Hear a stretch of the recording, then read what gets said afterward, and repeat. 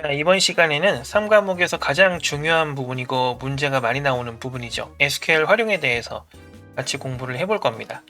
이 SQL 같은 경우에는 프로그래밍처럼 본인이 많은 실습과 많은 문제를 풀어봐야지 실수를 줄이고 정답률을 올릴 수가 있습니다. 여기 나와 있는 건 영어의 문법 같은 개념이라서 문법만 안다고 해서 문제를 풀 수가 없어요. 그래서 물론 풀리는 부분도 있겠지만 최대한 많은 실습을 해야 된다. 그 부분을 미리 말씀을 드리는 거고, 여기 보시면은 요약집에 이 SQL 실습을 위한 데이터베이스 구축이라는 영상이 있거든요. 이거 따로 이제 미리 준비를 해놨고, 여기 아래쪽에 보시면은 여기 시스템 설치, 그 다음에 DB2 설치하는 링크도 같이 따라놨어요. 요거 같이 해서 영상 보시고 실습 환경을 설정을 하신 다음에 여러분들이 직접 이것저것 실습을 하시면서 공부하시는 걸 권유드립니다. 요 문법 이외에도 여러 사이트가 있습니다. 공부를 할 수 있는, 실습을 할 수 있는 여러 사이트들이 있는데, 그런 부분들은 뭐 필요하면은 제가 그 네이버 학습 그 게시판에, 스터디 카페 게시판에다가 등록을 해 놓을 테니까 그거 참고해서 공부를 하는 형식으로 진행을 하시면 돼요. SQL 뿐만 아니라 프로그래밍도 마찬가지입니다. 전공 지식이 있는 분들은, 전공 공부를 했었던 분들은 이걸 보면서 이런 것도 있었지 하면서 넘어가셔도 돼요. 이 정도도 충분하지만 전공 지식이 전혀 없는 상태에서 이걸 공부 시작하셨다 라고 하면은 책 이외에 SQL하고 그 다음에 프로그래밍은 기초 공부가 반드시 별도로 필요합니다. 반드시 하셔야 돼요. 그런 부분까지 제가 전부 케어를 해드릴 수는 없기 때문에 여기서는 중요한 포인트만 짚고 간다 라는 생각을 하셔야 되고, 다시 한번 말씀드리지만 기초 공부를 꼭 하셔야 된다. 그거까지 정리하고 넘어가겠습니다. 자, 본격적으로 공부를 시작을 해보도록 할게요. 자, 가장 먼저 데이터 정의어에 대해서 좀 보겠습니다. 일단 create라는 명령어를 보고 있는데 얘는 데이터베이스 객체를 생성을 하는 언어예요. 그래서 create table, create index 이런 식으로 데이터베이스 객체를 생성할 때 쓰는 명령이다. 이렇게 생각을 하시면 되겠죠. 코드다. 아래쪽에 대략적인 형태가 나와 있는데요.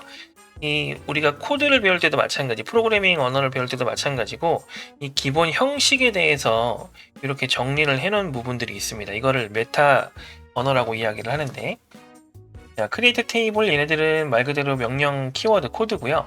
이 오른쪽이 각진 괄호는 여기에다가 요거에 해당하는 값을 쓰세요 라는 뜻이에요. 그리고 괄호는 그냥 형식이고요. 요 대괄호 같은 경우에는 생략이 가능한 유형이란 뜻입니다. 그러니까 제약 조건은 넣어도 되고 안 넣어도 되는 부분이다. 이렇게 생각을 하시면 돼요. 자, 그리고 이쪽에 보시면은 콤마 점점점 나와 있죠. 점점점은 요 앞에 있던 이 내용이 반복될 수 있다라는 뜻입니다. 대충 이해가 되시죠? 그래서 이런 식으로 틀이 잡혀 있으면은 여기에 내가 어떤 요소를 집어넣을 건지를 결정한다고 생각을 하시면 됩니다. 자, 그래서 각각 어떤 요소에 뭘 집어넣을 수 있는지 아래쪽에 대략 설명을 해놨죠. 데이터 유형은 정수, 그 다음에 실수, 그 다음에 요거 문자, 요거는 가변 문자, 날짜, 이런 것들을 할당할 수 있다라고 되어 있고요. 컬럼의 제약 조건은 유일, 중복 없이, 그 다음에 낱널은 필수 입력, 체크는 도메인 같은 거라고 생각을 하시면 돼요. 나중에 좀 더 볼 거예요. 자, 그 다음에 테이블 제약 조건 같은 경우에는 기본 키, 외래 키 이런 것들을 설정할 수 있습니다. 이것도 이따가 간단하게 코드를 한번 볼 겁니다. 그리고 데이터 갱신, 삭제 옵션, on 업데이트는 데이터가 갱신됐을 때 뭔가를 해야 되는 경우, on delete는 데이터가 삭제됐을 때 뭔가를 해야 되는 경우를 이야기하는데, 거기에 옵션이 5가지가 있습니다. 아무것도 안 하는 경우가 있고요. 그러면 아무것도 안 쓰면 되겠죠. 그 다음에 기본 값으로 지정을 하거나 아니면 널 값으로 수정을 하는 거, 그리고 연관되어 있는 튜플을 모두 함께 처리, 삭제면은 모두 함께 삭제, 변경이면은 모두 함께 변경. 그 다음에 restrict라는 거는 관련된 튜플이 없을 때만 삭제를 하거나 변경을 하세요 라는 뜻이에요. 요거 굉장히 자주 나오거든요. 요 부분 굉장히 그 의미 파악을 정확하게 할 수 있어야 된다. 뭐 그런 얘기입니다. 이런 것들을 가지고 실제로 테이블을 생성을 여러분들이 많이 해보셔야 됩니다. 자, 그런데 일단 지금 당장 해볼 수는 없으니까 제가 미리 좀 이렇게 적어놨습니다. 자, 이 코드를 가지고 얘가 뭘 하고 싶은 건지를 생각할 수 있으시면 돼요. 자, 항상 절차적 언어이기 때문에 순서대로 키워드가 보이면 그 키워드의 의미를 생각하시면 됩니다. 하나씩 볼게요. 자, 크리에이트 테이블 여기 지금 소문자로 써 있죠? 여긴 대문자로 써 있고 상관없습니다. 근데 대부분 다 대문자로 나와 있을 거예요. 어쨌든 자, 테이블을 만들겠습니다라는 뜻이에요. 그리고 요거는 테이블 이름입니다. 학생 정보라는 테이블을 만들 거예요 라는 뜻이고요. 괄호를 열고 괄호를 닫았어요. 여기 안에 있는 정보를 만들겠다는 뜻이죠. 보통 이렇게 써 있고요. 가장 먼저 속성명, 컬럼명이 나와 있습니다. 학번, 이름, 거주지, 생일, 학점, 정정 신청이라는 속성이 만들어질 거고요. 각각의 타입이 먼저 나옵니다. int, 그 다음에 var, char, 이거는 가변 문자라는 뜻이에요. 최대 5글자라는 뜻이고요. 가변 문자, 최대 10글자, 날짜 입력할 수 있고요. 그리고 플롯이라는 거는 앞에서 봤던 더블이랑 함께 실수를 나타냅니다. 자, 여기서 그러니까 우리가 정보 처리에서 실수라는 거는 소수점을 의미해요. 그래서 소수점을 표현할 수 있다 없다 이렇게 생각을 하시면 됩니다. 그리고 여기 밑에 똑같이 최대 4글자의 가변 문자 이렇게 생각을 할 수 있으시면 되고요. 그리고 그 이외에 추가로 더 적혀 있는 게 있죠. 이 학번 같은 경우에는 여기 기본 키를 설정한다는 뜻이에요. 여기 붙어 있으면 아 학번이 기본 키구나 이렇게 알고 계시면 된다는 뜻이에요. 그 다음에 not null 요거는 빈칸이 아니라 필수로 입력을 해야 됩니다 라는 뜻이 되는 거고요. 그 다음에 여기 아래쪽에 디폴트 비공개는 거주지에다가 아무것도 안 적게 되면은 비공개라는 값이 적힙니다. 뭐 그런 뜻이 되는 거고요.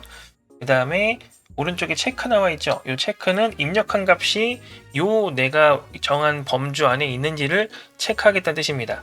거주지 in 어쩌고저쩌고 써 있죠. 거주지라는 속성 값은 얘네들 중 하나여야 됩니다는 뜻이에요. 비공개 서울, 인천, 경기 중에 하나의 데이터만 이제 허용한다. 뭐 그런 얘기입니다. 그리고 아래쪽에 요건 조금 더 간편하죠. 학점 하고 3.0, 학점하고 4.5, 3.0 이상, 4.5 이하라는 건데 여기 AND로 묶여 있잖아요. 그러면 둘 다 만족해야 된다는 뜻이에요. 결국에 3.0에서 4.5까지만 입력할 수 있다는 뜻이에요. 자, 이런 식으로 정의를 내릴 수가 있다라는 거고 아래쪽도 더 볼게요. 여기 보면은 대여일 나와 있습니다. 도서대여 테이블 만드는 거고요. 데이트, 날짜 입력할 거고 필수 입력할 거고요. 그 다음에 학번, 인트 형식으로 되어 있습니다. 그리고 도서명, 분류, 자 이런 것도 마찬가지. 자, 여기서 보면은 VAR이 빠졌잖아요. 그럼 얘는 가변 문자가 아니라 고정 문자인 거예요. 최대 30까지의 고정 문자, 얘는 최대 50글자까지의 가변 문자. 이렇게 해석만 할 수 있으면 됩니다. 고정, 가변. 자 그리고 아래쪽에 이 부분 별도의 옵션이 달라붙었어요. 자 이게 foreign key라고 되어 있는 건 외래 키를 얘기하는 겁니다. 자, 지금 내가 가지고 있는 학번이라는 속성, 학번이라는 컬럼을 외래 키로 지정을 할 거고 외래 키는 외부에 있는 기본 키를 가지고 오는 거잖아요. 그래서 여기에 어떤 걸 가지고 올 건지를 적어주는 겁니다. 학생 정보 테이블에 학번 기본 키를 가지고 와서 나는 외래 키로 사용을 할 거야 라는 뜻입니다. 자 이렇게 되면 학생 정보의 학번과 그 다음에 도서 대여 요 그 테이블에 학번이 서로 연결이 됐기 때문에 관계가 생기는 거거든요. 그러면 이 관계된 데이터들을 어떻게 할 건지를 밑에서 정한 거예요. 자, on 업데이트하고 캐스케이드라고 되어 있죠. 이건 무슨 얘기예요? 학번이 변경되면 연관되어 있는 학생 정보에 있는 학번도 같이 변경을 해주세요 라는 뜻이에요. 그 다음에 on delete 같은 경우에는 삭제를 할 경우에 특정 학번을 삭제를 하게 되면 특정 학번과 연관되어 있는 데이터가 있을 때가 있고 없을 때가 있겠죠. 없으면 삭제 괜찮아요. 그런데 만약에 있으면 삭제하지 마세요 라는 뜻입니다. 관련이 있는 애들이 있으면 삭제하지 마세요. 요게 요 두 개의 차이죠. 아까 중요하다고 했던 부분이에요. 자 그래서 요런 의미로 테이블을 생성을 하게 되면 여러분들 앞에서 우리 영상을 보셨으면은 dbeaver를 통해서 이런 식으로 요 글씨 확대가 안 돼가지고 이렇게 보셔야 되거든요. 그리고 이렇게 하나씩 생성을 하게 되면은 데이터베이스에 이런 식으로 이 데이터는 제가 임의로 적어 놓은 건데 이런 식으로 테이블이 생성이 되게 됩니다. 이렇게 나중에 데이터를 채우고 이것저것 해볼 수가 있겠죠. 자, 그래서 여러분들이 요거를 실제로 실습을 해보시는 게 좋겠다, 뭐 그런 얘기예요. 다시 넘어와서 자, 테이블 구조를 복사하는 방법도 있습니다. 우리가 아직 안 배웠는데요. 이거는 여러분들이 뒤쪽으로 더 가서 셀렉트랑 as 요 키워드를 공부한 다음에 다시 와서 한번 보세요. 테이블 구조를 복사하는 방법이 따로 있습니다. 테이블을 생성을 하는데 생성할 때 뭐 속성명이라든지 뭐 그런 것들을 안정하고 요 as랑 select문 가지고 만들 수 있다. 요걸 알고 계시면 일단 돼요. 넘어가서 이번에는 알터입니다. 알터 같은 경우에는 데이터베이스 객체를 변경한다라는 게 포인트입니다. 자, 그래서 컬럼을 추가할 수가 있어요. 컬럼이랑 속성이랑 같은 말이에요. 원래 여기선 컬럼이라고 말하는 게 가장 정확한데 보통 컬럼이랑 속성이랑 혼용해서 쓰기 때문에 제가 속성이라고 얘기해도 컬럼을 말하는 거구나 라고 생각하시면 됩니다. 자, 컬럼을 추가하는 거 알터 테이블하고 테이블명 이렇게 되어 있죠. 크리에이트가 아니기 때문에 테이블을 만드는 게 아니라 그 테이블을 찾아서 거기에 뭔가를 바꿔준다는 뜻이에요. 여기에서 add가 붙으면 뭔가를 추가하겠다는 거고 뭘 추가할 건지 어떤 이름의 필드를 추가할 건지 그 필드의 데이터 타입은 뭐가 있는지 저 필드라는 게 속성을 얘기하는 겁니다. 자, 그리고 여기 보면 first랑 애프터 있죠. 자, 이거 잘 보세요. 대괄호 안에 들어있어요. 대괄호 안에 들어있으면 이거 생략이 가능하다는 얘기예요. 그리고 그 안에 봤을 때 요 파이프라인 바가 이렇게 있으면은 요거랑 요거 둘 중에 하나를 선택해서 입력하세요 라는 뜻입니다. first랑 애프터 컬럼명 이렇게 있다는 뜻이거든요. first 같은 경우에는 그 속성명들의 가장 앞으로 가장 왼쪽으로 넣어달라는 뜻이고요. 그 다음에 애프터 컬럼명 이렇게 써 있는 거는 특정 컬럼 뒤에다가 오른쪽이죠. 특정 컬럼 뒤에다가 요 새로 필드를 생성해 주세요 그런 뜻이에요. 컬럼을 생성해 달라. 이런 게 컬럼을 추가하는 형식이고요. 그 다음은 그냥 변경하는 겁니다. 알터 테이블하고 테이블 명까지는 똑같고요. 자, 모디파이랑 리네임 컬럼이 있어요. 리네임 컬럼은 당연히 컬럼명을 바꾸는 거고요. 그 다음에 모디파이는 컬럼 특정 컬럼의 데이터 유형을 바꾸는 겁니다. 그래서 뭔가 데이터 유형이라든지 그 컬럼의 속성을 바꿀 때는 모디파이, 컬럼의 이름 자체를 바꿀 때는 리네임 컬럼이다. 이렇게 알고 계시면 되겠습니다. 자, 그리고 아래쪽에 알터 테이블 학생 정보 리네임 컬럼 여기 써 있는 거는 요거에 대한 예시입니다. 학생 정보 테이블에 그 거주지라는 컬럼을 지역으로 바꿔주세요 라는 뜻이에요. 요 문장을 보고 요게 지금 뭐 하는 거다라는 거를 파악할 수 있어야 되고 또는 요렇게 빈칸이 되어 있을 때 여기에 어떤 키워드가 들어가야 되는지까지 정리해서 여러분들이 그 공부하실 수 있으셔야 돼요. 자, 그거까지 보고 내려오면은 컬럼을 삭제하는 부분도 나와 있습니다. 자, 알터 테이블은 똑같아요. 여기까지는 똑같아요. 테이블 안에 있는 뭔가를 바꾸겠다는 뜻이기 때문에. 그래서 모디파이, 리네임 이런 식으로 있었죠? 이 부분에 드롭이라고 들어갑니다. 그러면 특정 컬럼을 삭제할 수가 있어요. add는 추가, 모디파이는 수정, 드롭은 삭제, 딜리트가 아니죠? 이런 것들 조심하셔야 돼요. 자, 그리고 아래쪽에 제약 조건을 변경하는 방법도 있습니다. 마찬가지 알터 테이블은 똑같아요. 제약 조건을 추가하는 것도 추가기 때문에 add가 달라붙습니다. 그 제약 조건에 해당하는 키워드도 들어가고요. 그 다음에 이 제약 조건을 추가하는 게 아니라 있던 걸 바꾸는 경우에는 이렇게 나오죠. 제약 조건을 활성화, 비활성화, 삭제 이렇게 생각하시면 돼요. 그래서 그거 하나 넣어주시고 오른쪽에 이렇게 들어가면은 이 해당 제약 조건에 해당하는 걸 지울 건지 활성화할 건지 그런 것들을 수정할 수가 있다는 거죠. 이 정도 보시면 됩니다. 그 다음은 이제 드롭에 대해서 좀 더 자세하게 이야기가 나와 있어요. 뭐 특별한 건 없어요. 앞에서 많이 했기 때문에 그냥 드롭하고 객체 유형, 드롭 테이블 하면은 테이블이 삭제되는 겁니다. 특별한 건 없죠. 그렇게 하고 삭제 옵션은 캐스케이드라든지 리스트릭트라든지 앞에서 봤던 부분들 그거까지 나온다 라고 알고 계시면 돼요. 그래서 요거 보면은 사실 의미는 크게 어려운 부분은 없고 결국엔 명령어의 차이예요. 그래서 드롭이냐 딜리트냐 그런 것들 결국에 키워드 싸움입니다. 키워드가 어떤 의미를 하는 건지를 파악한다는 느낌으로 접근하시면 돼요. 순서가 엄청 뒤죽박죽 나오거나 그러진 않거든요, 대부분. 자, 그리고 요것도 조심하셔야 되는 부분인데 드롭하고 좀 다른 부분이 있습니다. 트렁케이트라고 저는 읽는데요. 이거는 데이터베이스 객체 데이터를 전체를 삭제하는 거예요. 드롭은 아예 날려버리는 겁니다.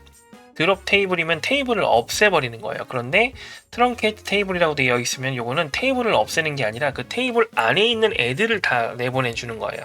데이터를 전체 삭제하는 거다. 테이블 삭제가 아니에요. 그거를 구분해서 기억을 해주시면 됩니다. 자, 다음은 데이터 조작어예요. 사실 여기 나와 있는 것보다 훨씬 더 많은 걸 해야 되거든요. 자, 그런데 이 셀렉트라는 거는 다 담을 수 없을 정도로 양이 방대하기 때문에 이거는 무조건 기출문제랑 실습 기반으로 진행을 하셔야 됩니다. 여기선 전체를 실습할 수는 없기 때문에 일단은 최소한으로 표현을 해서 정리만 한다는 느낌으로 진행을 해볼게요. 자, 일단은 인설트는 데이터를 삽입하는 거예요. 형식을 잘 보세요. 인설트 인투 무조건 들어가고요.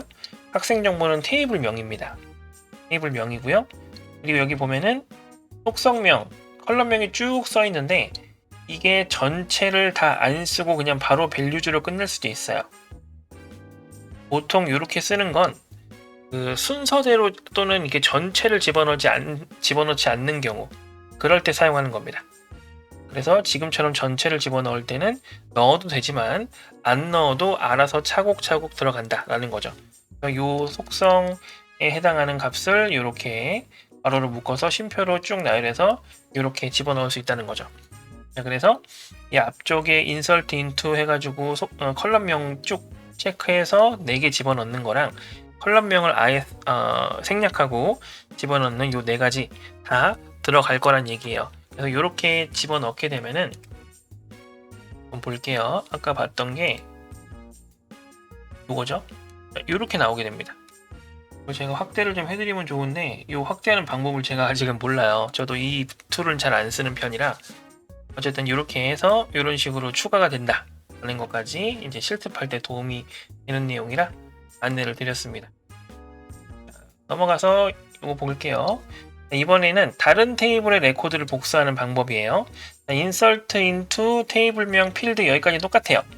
근데 values에서 실제 값을 넣는 게 아니라 select 문을 별도로 사용합니다. select 우리가 아직 안 배웠으니까 select가 어떤 데이터를 조회하는 방법이거든요. 그러면 이 조회를 한 데이터를 그대로 여기에 집어넣는다. 이렇게 생각을 하시면 되겠죠. 이것도 마찬가지 형식이 중요합니다. 헷갈릴 수 있어요. 자, 다음은 업데이트인데 한번 올려서 해볼까요? 업데이트 같은 경우에는 몇 개 안 되죠? 형식이 그나마 중요한데 업데이트 셋 이렇게 시작하고 있죠. 자, 그리고 요 사이에 테이블명이 들어가요. 이것도 생각하셔야 돼요. insert 테이블명 into 요게 아니죠. 여기는 insert into 테이블명인데 얘는 업데이트 테이블명 셋이에요. 그래서 테이블을 갱신하겠습니다 라는 거고 셋은 이 오른쪽에 있는 얘네들을 이야기하는 겁니다. 속성과 그 다음에 속성과 값 이 식으로 쭉 나열을 하다 보면은 그거에 해당하는 값을 이렇게 수정을 해준다라는 건데 뭐 예를 들면 그런 게 있겠죠. 예를 들어 뭐가 있을까요? 성적은 예를 들어 4.1 이렇게 그러면 이 성적 값을 4.1로 바꿔준다는 뜻이에요. 자, 근데 이렇게까지만 입력을 하게 되면은 모든 성적 데이터가 다 4.1로 쫙 다 바뀔 겁니다. 근데 우리가 원하는 건 그게 아니라 어떤 특정 조건을 가지고 있는 애만 4.1로 바꿔주는 거예요. 뭐 예를 들면 학번이 1111인 학생의 성적을 4.1로 바꿔주세요 라든지 이런 식으로 이 where 조건식이 반드시 필요하다 이렇게 정리를 하면 되겠죠. 자, 그 다음에 딜리트. 딜리트는 데이터를 삭제하는 건데 트렁케이트랑 비슷한데 트렁케이트는 무조건 다 날리는 거고 딜리트는 조건에 따라서 날리는 거예요. 그래서 딜리트 from 테이블명 where하고 조건식이 들어갑니다. 그래서 이 조건에 해당하는 예를 들어 성적이 3.5 이하인 학생들을 다 지운다든지 이런 것들이 가능합니다. 자, 그런데 이 where이 입력이 안 된다고 하면 여기 위에처럼 모든 내용을 수정하는 게 아니라 여기서 모든 내용이 지워지겠죠. 트렁케이트랑 같은 의미를 가지게 돼요. 자, 그래서 조건이 없으면 대참사가 일어나기 때문에 굉장히 조심해야 되는 부분이다. 이렇게 정리를 할 수가 있겠죠.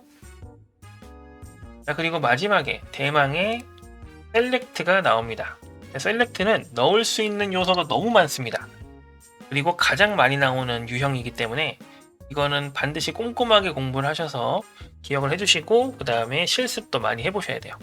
셀렉트 하고서 일단 요거 붙습니다. all하고 디스텐시티 붙는데 all은 안 쓰는 거랑 all 붙이는 거랑 똑같아요. 여기 디스텐시티가 뭐냐면은 중복된 값을 제외하겠다는 뜻이에요. 그래서 중복된 값이 3개가 있다. 그러면은 2개는 빼고 1개만 나타내 주세요. 그런 뜻이고요.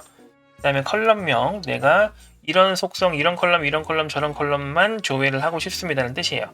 만약에 전체 조회를 하고 싶으면 컬럼명을 아예 안 쓰고 요 별, 정확하게는 에스터리스크인데 요거를 이렇게 입력하시면 전체 컬럼이 보입니다. 그리고 from 테이블명, 여기까지는 형식이죠. 자, 그리고 나서 이제 또 뭔가를 적을 수 있는데 where 하고 조건식을 따로 적을 수가 있어요. 그리고 여기 밑에 보시면은 order by라고 해서 정렬도 가능합니다. 정렬할 때 ASC, DSC 설정할 수 있는데 얘가 오름차순이고요. 얘가 내림차순이에요. order by도 마찬가지죠. 이제 ORDER인데 이제 문제에서 이렇게 써 있을 수도 있어요.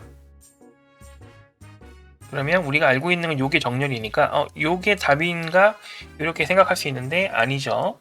키워드를 정확하게 공부를 하셔야 됩니다. 이 위쪽에 있는 그룹 바이 같은 경우에는 특정 컬럼 데이터를 기준으로 그룹을 잡는 겁니다. 예를 들어 지역이라고 하면 서울끼리, 경기끼리, 인천끼리 이렇게 데이터를 그룹 잡아줄 수 있는 거고 그 그룹별로 조건을 체크할 때는 해빙을 사용합니다. 자, where는 전체 데이터에 대한 조건이고요. 해빙은 그룹별 데이터를 체크하는 형태라고 보시면 됩니다. 이렇게 이제 일단 정리를 해놓고 요거를 여러 가지 예시를 통해서 공부를 할 수가 있어야겠죠. 내려가서 셀렉트 활용 부분 대해서 좀 볼게요. 자, 일단은 셀렉트를 활용하면은 가장 먼저 해야 되는 게 일단 어떤 함수를 사용한다든지 조건을 집어넣는다든지 그런 거거든요. 그래서 그거 위주로 좀 볼게요. 일단은 집계함수라는 게 있습니다. 집계함수라는 거는 컬럼 값의 데이터를 하나로 이렇게 뭉치는 걸 이야기하는 건데 요 뭉칠 때 어떻게 뭉칠 건지를 보시면 돼요. 그래서 전체 데이터에 개수를 해줄 거냐, 합계를 구해줄 거냐, 또는 뭐 평균을 구해줄 거냐, 최대값을 구해줄 거냐, 뭐 이런 것들이죠. 요거는 표준 편차하고 요게 아마 분산인가 그럴 텐데요. 자, 그래서 요렇게 정리를 할 수가 있어요. 그래서 여기 보면은 셀렉트 집계함수 컬럼명 이렇게 써 있죠. 자, 요거는 예를 들어서 뭐 sum 하고 괄호하고 성적 이렇게 하게 되면 성적의 총 합계 이걸 구할 수가 있다는 겁니다. 이 특정 테이블명에 있는 어떤 속성 값을 전체를 가지고 와가지고 그걸 요약해주는 그런 형태인데, 자, 요거는 이제 좀 조심해야 될 부분이 뭐냐? 보통 이제 앞에서 배웠듯이 릴레이션을 집어넣으면 결과로 릴레이션이 나옵니다. 그렇기 때문에 요렇게 정리를 하게 되면 요렇게 답이 나와요. 뭐 예를 들어서 성적 총합이 30이라고 치면은 요렇게 sum 괄호 열고 성적 괄호 닫고 요게 이제 속성명이에요. 왜냐면은 있던 속성이 아니라 내가 함수를 사용했기 때문에. 그럼 보기가 좀 그렇잖아요. 이 부분을 합계라든지 뭐 다른 이름으로 바꾸고 싶을 때 뭘 사용하냐면은 as라는 걸 사용합니다. as를 사용하면 이 이름을 바꿀 수가 있어요. 자, 그래서 sum 점수 이렇게 써 있는데 as 합계 써 있으면은 sum 점수라는 게 나오는 게 아니라 합계라고 써서 나옵니다. 그리고 아래쪽에 이런 식으로도 사용할 수 있어요. 이름을 학생명으로 그냥 단순하게 바꿀 수도 있고요. 뭐 예를 들어 주민번호를 주민등록번호로 바꾼다든지 뭐 그럴 수도 있고요. 그 다음에 어떤 속성에다가 틱을 적용해가지고 원래 있던 값 말고 다른 값을 이렇게 가지고 올 수도 있는데 그럴 때도 마찬가지죠. as를 붙이면은 점수 -5 이렇게 보이는 게 아니라 성적이라고 보이게 되는 그런 효과를 줄 수가 있습니다. 이 as가 그런 의미를 가지고 있다. 요거까지 이제 보시면 될 것 같죠. 자, 그리고 책에 보시면은 윈도우 함수가 나와 있을 겁니다. 윈도우 함수는 지금은 보지 마세요. 일단 집필할 당시, 집필이라는 거는 이제 우리가 작년에 하고 올해 나오고 뭐 이렇게 되거든요. 집필을 할 당시에는 그래도 이제 범위에 있으니까 남겨뒀는데 요 첫 번째 시험 보고 이제 요 분석하는 또는 이제 복원되는 문제들을 보니까 윈도우 함수가 안 나오는 것 같아요. 그래서 윈도우 함수는 일단은 이제 학습 순위에서 최후순위로 밀어두시고 지금은 공부하지 말고 나머지 부분에 조금 더 집중을 하시는 걸 추천을 드립니다. 그래서 이제 일단 넘겼어요. 내려가서 그래서 조건식인데 조건식은 여기 내가 적어놨잖아요. 화면 보이죠? 매우 많은 실습이 필요합니다. 문제도 굉장히 많이 풀어야 되고. 이게 이제 논리적인 부분이라 이해가 그렇게 어렵지는 않을 건데 어쨌든 그래도 책에 나와 있는 코드는 제가 정리를 해서 지금 모아놨어요. 그래서 보면은 셀렉트 별 프롬 되어 있는데 셀렉트 별 프롬 성적 이거는 성적 테이블에 있는 모든 데이터, 모든 속성을 보여주세요라는 뜻이고 중요한 건 where이라는 요 절 오른쪽에 있는 애들이에요. 그래서 요거를 해석을 굳이 해보자면 국어가 80 이상이고 영어가 80 이상인 거예요. 그리고 여기는 수학이 80 이상이고 또 수학이 90 미만인 거죠. 위에 영어랑 그 국어가 따로따로 나와 있는데 얘는 수학이잖아요. 자, 그럼 이건 무슨 얘기냐면 수학 점수가 80에서 89죠. 89 사이 80점대를 이야기하는 겁니다. 자, 이거를 적어놓은 이유는 수학에서 두 개를 체크하니까 수학이라는 속성명을 한 번만 쓰면 되겠지라고 생각하면 안 된다는 뜻이에요. 수학에서 조건을 두 개 체크할 때는 세트로 이렇게 두 세트 이렇게 수학이 앞에 항상 달라붙어 있어야 된다. 요거 조심해야 되는 얘기고 요거를 다른 표현을 하게 되면은 이렇게 표현할 수도 있습니다. 이것도 자주 나오거든요. 수학 between 80 and 89 이렇게 요거랑 요거 사이란 뜻인데 between A and B라고 표현을 하거든요. 포인트는 요 A and B에 A하고 B가 요 범위에 포함돼요. 그래서 예를 들어서 80 and 90 이렇게 하게 되면 90까지란 뜻입니다. 그러니까 요 위에랑 의미가 달라지죠. 이런 부분을 조심을 해야 돼요. between도 꽤 자주 나오는 편입니다. 자, 그리고 내려와서 자, 요거는 반이라는 속성이 1반이거나 3반이거나 5반이란 뜻인데 이것도 마찬가지죠. 요 반이라는 속성명이 계속 붙죠. 항상 세트로 가야 돼요. 그거 생각해야 되고 요거를 또 마찬가지 좀 편하게 표현하면 in이라는 연산자가 있어요. in이라는 연산자를 사용하면 1반, 3반, 5반 중에 하나라는 의미가 됩니다. 똑같은 얘기죠. 그래서 or로 사용을 하거나 in으로 사용하거나 이렇게 사용할 수 있다라는 거고 그리고 빈칸인지를 체크할 때는 is null이에요. 이것도 그냥 외우세요. is null이라고 하게 되면 빈칸인지를 체크한다. 이렇게 정리를 하면 될 것 같고 자, 그 다음에 요거 이름 like 문자열 패턴 이렇게 나와 있죠. 문자열 패턴은 특정 문자열을 정확하게 찾는 게 아니라 패턴을 찾겠다는 얘기예요. 예를 들어서 우리가 흔히 김뭐뭐 해가지고 이렇게 김씨로 이제 시작하는 이름 이런 것들을 찾는 것처럼 이 물결표 대신에 퍼센트 기호랑 그다음에 언더스코어 요거 가지고 우리가 찾는 거죠. 책에는 나와 있는 부분이죠. 이게 몇 페이지에 나와 있냐면은 페이지가 이제 1-264페이지에 나와 있는 내용이에요. 요거를 해석할 수 있어야 됩니다. like는 어차피 붙는 거고 책에 나와 있는 것처럼 퍼센트 강이라고 되어 있으면은 이 퍼센트가 뭐뭐를 의미하는 거예요. 이렇게 하면은 뭐뭐 강에서 이 앞에 어떤 글자가 나오든 강으로 끝나면 되는 겁니다. 자, 근데 만약에 이 퍼센트가 아니라 언더스코어 강 이렇게 써 있으면은 요게 한 글자를 의미하는 거예요. 그래서 강 앞에 한 글자가 있으니까 총 두 글자죠. 그래서 강으로 끝나는 두 글자 단어 이렇게 되는 겁니다. 그래서 퍼센트와 이 언더스코어 의미를 정확하게 파악을 할 수 있어야 됩니다. 이것도 문제에 꽤 나오는 편입니다. 그래서 이런 조건식을 자유롭게 해석할 수 있어야 되기 때문에 문제를 굉장히 많이 풀어봐야 된다. 그런 얘기고요. 다음은 하위질입니다. 서브쿼리라는 표현을 더 많이 사용을 하고요. 쿼리 안에 쿼리가 있는 걸 서브쿼리라고 이야기를 합니다. 보통은 비교 연산을 할 때 우측에 괄호로 감싸서 표현을 합니다. 메인 쿼리가 기대하는 로우 또는 컬럼의 수와 일치해야 하고요. 정렬을 사용하진 않아요. 거기에서 계산되어 있는 결과를 가지고 메인 쿼리가 사용을 하는 거기 때문에 굳이 결과 데이터를 정렬이라든지 그런 걸 할 필요가 없다. 이렇게 생각하시면 됩니다. 크게 두 가지로 나뉘는데 단일행 서브 쿼리와 다중행 서브 쿼리가 있어요. 단일행은 결과가 무조건 하나만 나오는, 한 행만 나오는 형태를 이야기합니다. 단일행 서브 쿼리에서 사용되는 비교 기호는 우리가 알고 있는 일반적인 개념이에요. 이 오른쪽에 있는 건 이거는 노션 오류 때문에 이렇게 나오는 거지 실제로는 이걸 얘기하는 겁니다.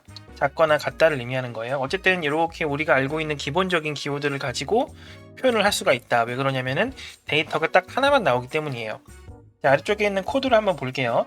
여기 보시면은 where 학과 다음에 등호 있고요. 그 다음에 괄호가 이렇게 있는 건데 너무 길어서 아래쪽 내려온 것 뿐입니다. 비교 기호 오른쪽에 괄호로 감싸져 있고 여기 안에 허리가 하나 더 있죠. 그러면 괄호 안에 있는 걸 먼저 계산한다고 생각하면 됩니다. 자, 그럼 먼저 계산해 볼까요? 자, 여기서 select 학과, 그러면 학과 정보를 출력하는 거죠. 성적 테이블에서 학과 정보를 출력하는 거고, 학과 정보를 어떻게 출력하고 있냐면은 이름이 권영석인 애의 학과 정보를 가지고 오는 거예요. 쉽게 표현하자면 권영석의 학과 정보를 이야기하는 거죠. 그러니까 권영석의 학과가 무슨 학과인지를 보겠다. 뭐 그런 얘기가 되는 거죠. 그래서 예를 들어서 권영석의 학과가 정보학과다 라고 하면 결국에 이 서브 쿼리의 결과는 정보가 되는 거고요. 이 정보라는 값이 여기에 들어가 있는 거랑 똑같은 겁니다. 자, 그럼 다시 정리를 하자면 select 별 프롬 성적은 성적 테이블의 모든 데이터를 다 가지고 올 건데 어떻게 갖고 올 거냐면은 학과가 정보인, 다시 말해서 정보학과의 모든 성적 데이터를 출력해 주세요 라는 말이 되는 거죠. 이렇게 해석할 수 있게 됩니다. 이게 단일행 서브 쿼리예요. 그래서 단일행 서브 쿼리는 특별하게 어려운 개념이 없습니다. 그냥 괄호 안에 있는 걸 먼저 계산해서 그 결과를 이 비교 기호 오른쪽에 넣어주면 끝이에요. 이렇게 나오는데 조금 어려운 거는 이 아래쪽에 있는 다중행 서브 쿼리입니다. 결과가 여러 행으로 나오기 때문에 비교 기호를 쓰는 게 아니라 키워드를 따로 사용을 해요. in, any하고 썸은 같은 겁니다. in, any, 그 다음에 all, exists 해가지고 총 4가지가 있어요. 여기에서 일단 in과 exist는 결과 내용이 같아요. 그리고 any하고 all의 차이만 알고 있으면 되는데, 자, any하고 all의 차이는 any는 뭐 하나라도 존재하면 OK란 뜻이고요. all은 모두 만족해야 OK란 뜻입니다. 이렇게 정리를 할 수가 있는데, 자, 일단은 좀 볼게요. 아래쪽에 자 in을 먼저 보겠습니다. 이 in이라는 개념 먼저. 자, 여기 아래쪽에 보시면은 성명과 학년 속성 값을 출력을 하는 건데 데이터베이스 테이블에서 출력을 하고 싶은 거예요. 그래서 오른쪽에 표현을 해보자면 여기에 데이터베이스라는 테이블이 있고 여기에 성명과 학년을 이렇게 띄워놓고 싶은 거죠. 자, 뭘 띄워놓을 건지가 중요한데 모든 데이터베이스 테이블의 모든 정보를 다 출력하는 게 아니라 조건이 있죠. 학번이 이 괄호 안에 있는 애들하고 일치하는 것만 출력하고 싶어요 라는 뜻이에요. 자, 그러면 이 괄호 안에 있는 걸 계산을 해봐야겠죠. 자, 괄호 안에 있는 걸 보니까 인공지능의 학번을 출력하고 있어요. 인공지능 테이블에서 인공지능의 학번을 출력하고 있는데 그럼 인공지능의 학번이 쭉 나올 거 아니에요. 1번, 2번, 3번, 4번 이렇게 나오겠죠. 그러면 그 학번이 이 괄호 안에 적혀 있다고 보시면 됩니다. 결국에 인공지능의 학번과 데이터베이스의 학번이 같은 애들만 가지고 와서 그 애들의 성명과 학년을 출력해 주세요 라는 뜻이 됩니다. 이렇게 하는 건데 요거를 문법을 약간 바꿔서 in 대신에 exist를 사용을 하게 되면은 아래쪽처럼 바뀌는 거예요. 자, 문법이 약간 다릅니다. 자, 일단은 성명, 학년, 프롬, 데이터베이스까지는 똑같습니다. where까지는 똑같아요. 여기까지는. 그 다음이 다르죠. 문법적으로 한번 보세요. 얘는 일단은 컬럼명, 속성명이 나온 다음에 in 하고 들어가죠. 자, 근데 얘는 어때요? 이 속성명이 없습니다. 바로 키워드가 나와요. 이 부분 가지고도 판단할 수가 있어요. 자, 그리고 밑에 내려가 볼게요. 자, 위쪽에 보시면은 얘는 학번 중에 인공지능 학번하고 일치하는 걸 찾는 거기 때문에 학번 이렇게 따로 떨어져 있지만 어쨌든 두 가지가 이렇게 있잖아요. 자, 근데 아래쪽 같은 경우에는 학번이라는 말이 없어요. 대신에 학번끼리 비교를 해야 되긴 합니다. 그래서 어디서 비교를 하냐면은 요 하위 커리 안에 외월절에다가 비교를 해요. 여기 학번이 두 개 나오죠. 이렇게. 그래서 이 조건이 맞는지를 체크해서 이 조건에 맞는 행이 있으면 출력하세요. 이런 의미가 됩니다. 자, 그래서 이 왼쪽에 그 엑시스트 같은 경우에는 얘는 아무 의미가 없어요. 서브 쿼리의 셀렉트 문 자체는 셀렉트 절이라고 해야겠죠. 셀렉트 절은 아무 의미가 없습니다. 여기에 뭐 어떤 문자를 쓰든 1이라고 쓰든 0이라고 쓰든 별이라고 쓰든 이거를 어떤 출력이라든지 그런 거에 활용하지 않습니다. 포인트는 이 웨얼절이에요. 자, 조금 머리가 복잡해질 수 있는데 우리가 문제를 풀기 위해서 공부를 하는 거니까 그것만 생각을 하면 됩니다. 자, 요 두 개의 차이 다시 한번 볼게요. 자, 인 같은 경우에는 우측에 데이터가 하나씩 있어야 돼요. 학번이라고 생각해 보세요. 내가 뭔가 검색하거나 이렇게 판단을 해야 할 그 컬럼명이 왼쪽 오른쪽에 하나씩 있어야 됩니다. 자, 근데 엑시스트 같은 경우에는 바로 안에 그 두 개가 붙어 있습니다. 자, 요거를 판단하시면 돼요. 결과는 똑같습니다. 이 위아래 요거가 원하는 결과는 똑같은데 사용하는 형식이 다르다라는 거예요. 형식만 잘 체크를 하면 되겠습니다. 예를 들어서 여기가 빈칸일 수 있거든요. 이건 좀 어려운 부분이라 여러 번 반복을 하죠. 이렇게 빈칸일 수 있어요. 이런 식으로. 그러면 여기에 in이 들어가는 건지 엑시스트가 들어가야 되는 건지 그거를 판단하는 기준. 자, in 왼쪽에 속성명이 있어요. 그럼 얘는 아닌 거죠. 이렇게 판단하면 쉽게 찾을 수가 있습니다. 이해되시죠? 자, 그래서 다중행 서브 쿼리가 지금까지 문제가 나온 게 요 그 연산자의 종류가 아닌 것은, 키워드의 종류가 아닌 것은 요게 나왔었고, 그 다음에 빈칸 뚫는 거 나왔었고, 빈칸이 여기도 이렇게 뚫린 적이 있거든요. 이런 식으로. 그래서 문법상에 이제 들어가야 될 곳에 뭐가 들어가야 되는지만 잘 파악을 해주면은 문제 푸는 데는 크게 어렵지 않을 겁니다. 이거 자체를 이해한다고 하면 조금 많이 시간이 걸리거든요. 설명도 좀 어렵고, 근데 일단 요 정도만 파악을 해도 문제 푸는 데는 무리가 없다. 뭐 그렇게 정리를 하면 될 것 같아요. 자, 그리고 내려가서 이번엔 정렬을 좀 보겠습니다. 우리가 정렬은 그래도 좀 알고 있는 정도잖아요. 자, 앞에서 잠깐 봤었는데 일단은 뭔가를 출력한다는 건 똑같고요. 오른쪽이 옵션이 중요해요. 자, ORDER 바이 해가지고 오더 바이인데, 오더 바이 같은 경우에는 소트랑 오더랑 헷갈릴 수 있습니다. 소트가 정렬이라는 단어를 가지고 있으니까 헷갈리게 잘 내니까 조심해야 되고요. 그 다음에 ASC가 오름 차순이고요. DESC가 내림 차순입니다. 이거 꼭 헷갈리지 마시고요. 그 다음에 정렬하는 항목들이 여러 개 있을 경우에는 일단은 왼쪽부터 성별부터 정렬하고, 성별이 같은 경우에는 반 기준으로 정렬하고, 반이 같은 경우에는 그 다음 기준으로 정렬하고, 이렇게 된다고 생각하면 됩니다.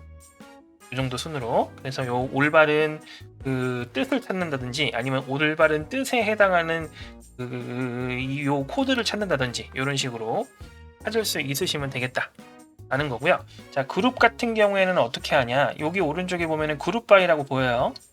자, 이거는 성별 기준으로 그룹을 하겠다. 무조건 정렬이라든지 외월절이 필요 없습니다. 그룹은 그냥 이거 단독으로도 사용할 수가 있어요. 그래서 이 성별 기준으로 그룹을 하게 되면은 남자끼리 모이고 여자끼리 모일 거란 말이에요. 그러면 그 모인 애들끼리 그냥 요거는 계산해서 출력해 주는 거고, 얘 같은 경우에는 모인 애들끼리 체크를 해서 그 체크한 게 3개 미만인지를 보는 겁니다. 그래서 이 성별해서 예를 들어 여학생, 남학생 이렇게 명수가 있을 거 아니에요. 그러면 얘는 여학생이든 남학생이든 각각 그 개수가 3개보다 작을 경우에 2명이나 1명일 경우면 출력을 해준다. 이렇게 생각을 하면 됩니다. 그래서 항상 요 별은 제가 계속 얘기했죠. 모든 데이터 기준이라고 생각하면 돼요. 내가 알고 있는 모든 데이터를 기준. 카운트 별이라는 거는 모든 튜플을 다 세준다. 모든 튜플을 다 출력한다. 다 출력해서 다 그걸 세주는 거죠. 그렇게 보면 되고, 여기서는 모든이 아니라 그룹별로 세주는 거예요. 남성별로, 여성별로 이렇게 개수를 세서 각각 3 이하인지 미만이죠. 3 미만인지를 체크해주는 이런 형태다. 이렇게 해석을 할 수 있으면 되겠습니다. 자, 그 다음은 조인인데, 조인은 앞에서 우리가 공부를 했었잖아요. 그 개념하고 똑같아요. 키워드만 좀 기억을 해가면 되겠죠. 일단 select from 왼쪽 테이블 하고 오른쪽 테이블 사이에 무슨 조인을 넣어주면 됩니다. 그냥 조인을 넣거나 아우터 조인, 레프트 조인, 라이트 조인 이렇게 하시면 돼요. 자, 그냥 조인, 아우터, 그냥 조인은 이너 조인인 거죠. 그냥 조인, 아우터, 레프트, 라이트. 자, 요거 구분이 잘 안 되시면은 이 전 영상을 보시면 됩니다. 그렇게 하는 거고, 정렬이 아니라 조인을 할 때는 이 기준을 잡아야 되는데 요게 조건이 아니라 기준이기 때문에 where이 아니라 on이에요. 그래서 on이라고 쓰고 그다음 왼쪽 테이블의 컬럼과 오른쪽 테이블의 컬럼하고 등호를 딱 해주면 일치하는 것만 조인을 하는 이런 형태가 기본적으로 잡힙니다. 조인은 이 뭐라 그럴까요? 문법 틀? 요게 중요해요. select from 한 다음에 테이블 사이에 조인이 있고 그 다음에 테이블 그리고 on이에요. 이걸 where로 바꿔서 문제를 낸다든지 그렇게 하거든요. 그것만 좀 조심해 주시면 괜찮을 것 같습니다. 이 정도가 일단은 데이터 조작어가 되겠고요. 자, 그 다음은 데이터 제어입니다. 자, 여기서부터는 조금 쉬워요. 암기해야 될 내용만 있다고 보셔도 됩니다. 권한 제어는 이제 키워드가 한 5가지 정도가 있는데 일단은 그란트가 있어요. 자, 그란트는 권한을 부여하는 겁니다. 어디에다가 어떤 권한을 뭐 읽기 쓰기 이런 권한 있잖아요. 그런 권한을 부여한다. 그래서 그란트 to 누구에게 권한을 부여한다. 이렇게 보는 건데 여기 오른쪽에 보시면은 with grant option, with admin option 이렇게 나와 있어요. 이 두 개가 차이가 있습니다. 예를 들어서 읽기 권한을 길동한테 줬다고 생각을 해볼게요. 자, 그런데 with grant option까지 넣어서 줬다고 가정을 해보면 이거는 이 길동이가 지금 읽기 권한을 받았잖아요. 이 권한을 또 다른 철수한테 줄 수가 있어요. 그런데 그란트는 여기에 더해서 줬던 다른 지금은 철수죠. 철수한테 줬던 권한을 다시 회수할 수 있습니다. 길동이가. 그게 그란트. 그러니까 주는 거 뺏는 거 다 가능한 게 그란트라는 개념이라고 보시면 돼요. 그럼 with admin은 뭐냐면 부여만 할 수 있어요. 뺏을 수는 없습니다. 그 차이예요. 그란트는 주고 다시 돌려받을 수 있는 거고 어드민은 줄 수만 있다. 이렇게 정리를 하면 되겠습니다. 자, 어쨌든 이렇고 요걸 다시 그럼 회수하는 건 뭐냐? 리버크예요. 리버크는 여기 보면 권한 유형 from 대상 이렇게 써있죠. 읽기 권한을 예를 들어서 방금 얘기했던 길동이한테서 뺏어온다 라고 해서 여기서는 from입니다. 요거 두 개 헷갈리지 않게 체크를 잘 해주시면 돼요. 권한은 그란트 그 다음에 다시 돌려받는 걸 리버크 이렇게 보는 거고 자, 그 아래는 역할에 대한 부분이에요. 역할이라는 거는 뭐 영업팀 할 때 그런 거 개념이라고 보시면 되죠. 크리에이트 롤 뭐 개발팀이라고 봐도 되고요. 그래서 역할명을 따로 줍니다. 뭐 개발팀, 영업팀 이런 식으로 그 다음에 어떤 권한을 이 역할한테 주는 거예요. 읽기 권한, 쓰기 권한 이런 것들을 이제 정해놓고 이 역할한테 주는 거죠. 그러면 이 역할을 가지고 있는 사람들은 다 이 권한을 사용할 수가 있는 거예요. 근데 이 역할 안에 누가 들어가야 되는지를 아직 지정 안 했잖아요. 그게 세 번째, 5번째 여기서는 마지막 줄입니다. 그란트 역할명 to 사용자. 이거는 이 역할 속으로 이 사용자를 집어넣는 역할을 합니다. 그러면 이 사용자는 자연스럽게 그 어떤 기능을 수행할 수 있는 역할을 맡을 수가 있죠. 이렇게 세 가지를 같이 좀 보면은 되겠습니다. 권한 제어는 물론 책에도 좀 더 자세하게 나와 있는 부분도 있고 하니까요. 책에 있는 부분이랑 좀 병행해서 보시면 좋을 것 같아요. 자, 그 다음은 트랜잭션입니다. 앞에서 트랜잭션이 꽤 자주 나왔거든요. 여기서 한 번에 정리를 하는 겁니다. 자, 트랜잭션은 단위 작업을 위한 연산의 집합이고요. 분해할 수 없다고 되어 있습니다. 단위 작업을 위한 연산의 집합. 단위 작업이 일단 조금 말이 어렵잖아요. 항상 무슨 단위, 뭐 단위 길이 뭐 이런 말 나오는데 단위라는 거는 어떤 목적을 위해서 애들을 모아둔 거예요. 뭐 쉽게 말해서 이제 물을 마시기 위한 연산이라고 생각을 해보세요. 그러면은 그냥 물 마시기로 끝나는 게 아니라 자리에서 일어나야 되죠. 그 다음에 정수기로 가야 돼요. 컵을 꺼내서 정수기 물을 받을 수 있는 공간에 놓고 정수기 버튼을 누르거나 열어서 물을 받고 다시 이걸 되돌리고 버튼을, 그 다음에 물을 마시고 자리에 오고, 굉장히 많은 과정이 필요하잖아요. 이런 과정을 그냥 우리가 물 마시기 이렇게 하나로 통치죠. 요게 단위 작업입니다. 그 안에 세세한 작업들이 있는 거죠. 어쨌든 이런 개념이라고 알고 계시면 돼요. 단위라는 개념은. 자, 이 트랜잭션의 특징이 4가지가 있는데, 앞글자를 따서 ACID라고 해요. 문제에서 ACID한 특징은 이렇게 이야기를 하면 그건 트랜잭션의 특징을 묻는 거랑 똑같은 겁니다. 그렇게 생각을 하면 되고요. 4가지가 있습니다. 여기서 가장 많이 나오는 거 한 80% 이상이 첫 번째 이 원자성이에요. 원자성은 하나로 뭉쳤다는 얘기예요. 더 이상 쪼갤 수 없다고요. 작업을 분해할 수 없다는 요 뜻인데, 작업을 분해할 수 없기 때문에 모든 연산이 수행되거나, 물이라고 생각하면 물을 마시거나 아니면 물을 아예 안 마시거나 자리에서 일어나지도 않는 거예요. 그렇게 모든 연산을 수행하거나 하나도 수행되지 않아야 된다. 이렇게 요게 원자성이고요. 다음은 일관성입니다. 일관성은 시스템에 있는 고정 요소가 트랜잭션에 영향을 받지 않고 일관적인 형태를 유지해야 된다. 뭐 그런 얘기를 하고 있는 거고요. 그 다음에 고립성은 트랜잭션 실행 도중에 다른 트랜잭션이 야 뭐 같이 좀 하자 이렇게 하는 걸 막을 수 있어야 된다. 그 얘기예요. 그 다음에 지속성, 트랜잭션의 결과는 딱 반영하면 무조건 그 반영된 데이터가 계속 쭉 가는 거예요. 이전 데이터로 돌아오거나든지 뭐 그렇게 할 수 없다는 뜻이죠. 그게 이제 지속성 해가지고 요 4가지가 문제로 굉장히 자주 나옵니다. 그 중에 원자성이 탑이에요. 원자성이 제일 잘 나온다.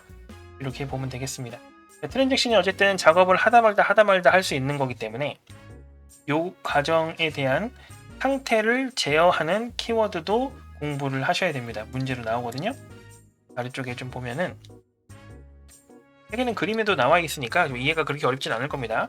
활동은 말 그대로 실행 중인 거고요. 여기서 중요한 건 요 3가지죠. 부분 완료. 연산이 다 끝나도 완료되는 게 아니라 일단은 부분 완료됐습니다 라고 이제 뜨는 거예요. 그리고 실질적으로 완료가 돼야 결과가 반영되는 겁니다. 그렇지 않으면 결과가 반영되지 않아요. 그럼 어떻게 되냐? 보통 그러면 실패가 뜨는데, 실패는 어떤 오류 때문에 더 이상 연산을 할 수 없는 상태가 되는 거죠. 그러면 검증 같은 것도 할 필요 없기 때문에 그렇게 이제 좀 보면 되고요. 자, 그러면 실패를 하게 되면 트랜잭션이 이제 단위 작업이라고 했잖아요. 작업이 되게 많은데 A, B, C, D, E까지 작업이 있다고 생각을 해봤을 때 A, B, C, D 작업을 하는데 트랜잭션이 실패했어요. 도중에. 그러면 거기서 그냥 멈추는 게 아니라 A를 실행하기 전 상태로 간다는 얘기입니다. 그래서 A부터 시작해서 활동을 시작하고 A, B, C, D, E까지 가면은 이렇게 부분 완료가 되는 거고, 거기서 승인을 받으면 완료 이렇게 되는 거다. 이렇게 정리를 하면 괜찮을 것 같습니다. 그래서 여기서 이렇게 왔다 갔다 하는 작업을 언두와 리두라는 게 한다는 거죠. 언두는 우리가 알고 있는 컨트롤 Z 그거 얘기하는 겁니다. 원래 내용으로 단계별로 복원을 하는 거고, 리두는 언두가 된 데이터를 다시 복원하는 거예요. 그 반대 역할인 거죠. 자, 그런데 이 트랜잭션 작업이 너무 길어지면, 너무 양이 많아지면은 이 실패했을 때 되돌아와야 되는 그 리스크가 좀 크잖아요. 그래서 뭘 어떻게 하냐면 중간중간 세이브 포인트, 체크 포인트라고도 하죠. 중간중간 세이브 포인트를 만들어 두는 겁니다. 우리가 워드 작업 같은 거 할 때, 보고서 같은 거 쓸 때 중간중간 저장 버튼 누르는 거랑 똑같은 거예요. 그렇게 해두면 거기까지는 안전한 거라서 거기까지만 복구했다가 다시 이제 리두하고 이런 식으로 진행을 할 수도 있습니다. 아래쪽에 이미지가 나와 있는 게 이거거든요. 자, 여기 보면은 커밋이라고 있죠. 그러니까 요 작업까지 하고요. 그 다음에 부분 완료가 되고, 그 다음에 실제 커밋 완료가 된 거예요. 그러니까 여기 왼쪽에 있는 여기는 아무 문제가 없는 데이터인 겁니다. 그래 놓고 그 다음 걸 계속 해보는 거죠. 조획행신, 삽입 뭐 이런 식으로 쭉 가다가 여기서 문제가 생겼어요. 원래 여기까지 가야 되는데 요 마지막에서 요 3번째 자리 여기에서 문제가 생겨요. 그러면 실패가 뜨겠죠. 실패를 하면 다시 커밋 바로 다음 단계로 넘어가는 거예요. 자, 근데 만약에 여기 지금 요거 까만 실선 얘기하는 거고요. 지금 점선 얘기를 이제부터 할 건데, 자, 근데 만약에 삽입에서 문제가 생겼는데 세이브 포인트로 여기까지 저장을 해놨어요. 그러면 여기까지만 간다는 겁니다. 요게 언두예요. 그리고 여기서 다시 이제 또 진행을 다음으로 해보겠죠. 요게 리두고요. 요거까지 정리를 하면 될 것 같습니다. 요 언두 리두 요거 같은 경우에는 요 아래쪽에 있는 표처럼 이렇게 그래프, 직선 그래프 형태로 나오는 경우가 종종 있어가지고 개념을 좀 이해를 하고 계시면 괜찮을 것 같아요. 다음은 절차형 SQL입니다. 오늘 내용은 조금 길죠. 요거는 어쩔 수 없습니다. 오늘은 조금 파이팅해서 진행을 해야 돼요. 절차형 SQL은 SQL에다가 뭐 변수라든지 분기, 반복 이런 프로그래밍적 요소 있죠. 이런 것들을 같이 함께 포함시키는 걸 이야기합니다. SQL에다가 필수 구성 요소가 이제 declare, 요게 이제 변수 선언하는 영역이고요. 요게 시작과 끝을 의미하는 영역이에요. 요거까지 일단은 구성하는 게 필수 구성입니다. 난이도가 좀 쉽고요. 그 다음에 이제 로직을 감출 수가 있습니다. 캡슐화라고 하죠. 그런 것들 할 수가 있고, 데이터베이스 작업의 효율성, 요건 조금 좋은데, 효율성이라는 말이 조금 헷갈릴 수 있는 부분이 있어요. 프로그래밍 언어랑 비교했을 때는 효율이 좀 떨어지는데, 데이터베이스 작업 자체는 효율성이 올라간다, 그 뜻이거든요. 책에 그렇게 써 있으니까 좀 헷갈리지 않게 잘 체크하시고요. 어쨌든 이 절차형 SQL은 세 가지가 있습니다. 프로시저, 사용자 정의함수, 트리거 이렇게 있는데 이 세 가지를 구분할 수 있으시면 돼요. 일단 첫 번째 프로시저는 호출을 해서 실행을 시키는 거고요. 그 다음에 리턴 값이 없어요. DML 위주로 작성이 되고요. 그러니까 이 프로시저를 작성한 다음에 어떤 결과가 나와서 그 결과를 내가 받는다든지 호출하는 사람이 그런 결과가 없다는 얘기입니다. 필수 구성 여기 위에 있던 거 세 가지 외에 컨트롤, 그 다음에 exception, 요거는 이제 예외 처리하는 영역이죠. 그 다음에 SQL 입력하는 영역 하고 이제 트랜잭션, 뭔가 실행하거나 하게 되는 어떤 작업의 영역이죠. 그거까지 해서 프로시저가 진행이 됩니다. 앞으로도 컨트롤, exception, SQL은 똑같이 들어가 있어요. 마지막 거 하나만 다르죠. 요거를 구분해 주시면 돼요. 자, 그리고 사용자 정의 함수는 호출해서 실행하는 건 프로시저랑 똑같은데 뭐가 다르냐면 리턴 값이 존재합니다. 그렇기 때문에 여기에 리턴이라는 구문이 있는 거예요. 그렇게 정리를 하시면 되겠죠? 그 다음에 트리거는 호출해서 실행하는 게 아니고요. 어떤 이벤트가 발생하면 그거에 의해서 자동으로 호출됩니다. 누군가가 호출하는 게 아니에요. 이벤트라는 거는 뭔가 데이터가 삭제되거나 입력되거나 변경되거나 어떤 이런 일이 발생했을 때 얘기합니다. 어쨌든 입출력과 반환값 둘 다 없어요. 어떤 값을 집어넣어서 하는 게 아니라 그냥 이벤트가 발생되면 실행하는 거기 때문에 이 리턴 값, 그 다음에 뭔가를 집어넣어서 진행하는 이런 게 전혀 없습니다. 그래서 이 트리거는 이벤트에 해당하는 항목이 있어요. 그래서 이 세 가지를 구분만 잘 해주시면 크게 무리가 없을 거다라는 거고요. 이 트리거는 DCL, 요거 이제 권한 보유하고 하는 것들이죠. 요거 사용 불가능하고요. 그 다음에 이벤트가 발생했을 때 뭔가 처리하는 작업이라서 얘가 잘못되면은 이 이벤트가 발생하기 전과 후에 그 영향받는 데이터들이 많아요. 그렇기 때문에 조금 더 꼼꼼하게 봐야 된다 라는 말이 조금 어렵게 써 있는 겁니다. 그렇게 좀 보면 될 것 같고요. 그리고 이 트리거가 수행되는 시점이 몇 가지가 있어요. 애프터라는 부분은 테이블이 변경된 후에 뭔가 실행을 해라 이 뜻이고, before는 테이블이 변경되기 전에, 이 테이블이 변경된다는 게 이벤트라고 보시면 돼요. 테이블이 변경됐을 경우에 트리거를 수행한다 라는 건데, 테이블이 변경된다라는 걸 딱 인지가 되면 테이블이 변경된 다음에 트리거를 진행할 건지, 아니면 테이블이 변경된다라는 이제 이벤트가 발생하려고 하면 변경하기 전에 트리거를 먼저 수행을 할 건지, 이런 거. 그 다음에 이건 테이블이 변경되는 건데 테이블이 아니라 그 테이블 안에 있는 그 행 하나하나가 변경될 때마다 할 건지, 이런 거 얘기하는 거고요. 그 다음에 그런 것도 있을 수 있겠죠. 예를 들어서 성적값이 변했어요. 그러면 성적값이 변하기 전 값이 있고 변한 다음 값이 있겠죠. 변한 이후 값, 그거를 new랑 old라는 키워드를 붙여서 서로 구분을 합니다. 이렇게 이제 트리거를 수행했을 때 사용될 수 있는 키워드에 대해서도 정리가 되어 있습니다. 이거까지 봐주시면 될 것 같고요. 다음으로 인덱스에 대해서 볼게요. 인덱스랑 뷰가 문제가 서로 비교가 되기도 하고 자주 나오기도 합니다. 내용이 굉장히 길게 써 있지만 일단은 우리가 문제를 풀 때 어떤 부분을 중점적으로 봐야 되는지를 이야기를 해보면, 인덱스는 빠른 탐색, 그러니까 어떤 테이블이 있으면 그 테이블에 대해서 빠른 탐색을 하기 위해서 새롭게 만드는 자료 구조예요. 원본으로부터 인덱스 테이블을 접근하기 좋은 형태로 바꿔서 이제 인덱스를 만든다, 뭐 그런 뜻인데요. 예를 들면 그런 겁니다. 우리가 예를 들어 대여 목록을 만든다고 하면 보통 대여 목록은 대여 일자를 기준으로 정렬이 될 수밖에 없어요. 왜냐하면 대여 일자대로 추가가 되니까요. 근데 거기에서 어떤 회원이 뭘 빌렸는지를 찾고 싶어요. 그러면 이 대여 일자 말고 대여한 회원이 있을 거 아니에요. 이 회원은 뒤죽박죽이겠죠. 대여 일자가 예를 들어 1일, 2일, 3일, 4일 이렇게 가는데 회원은 뭐 길동 회원이 있을 거고 철수 회원이 있을 거고 길동, 철수, 영희, 길동 뭐 이런 식으로 쭉 있을 거예요. 그러면 대여 일자로 되어 있는 이 원본 테이블에서는 이 길동이라는 회원을 찾기가 조금 번거롭습니다. 전체를 다 검색해야 되거든요. 자, 그러면 이게 원본이라고 했을 때 인덱스는 어떻게 만들어지냐면 똑같은 형태의 회원을 가지고 와서 이 회원을 정렬을 시킵니다. 그러면 이제 길동만 이렇게 모여 있겠죠?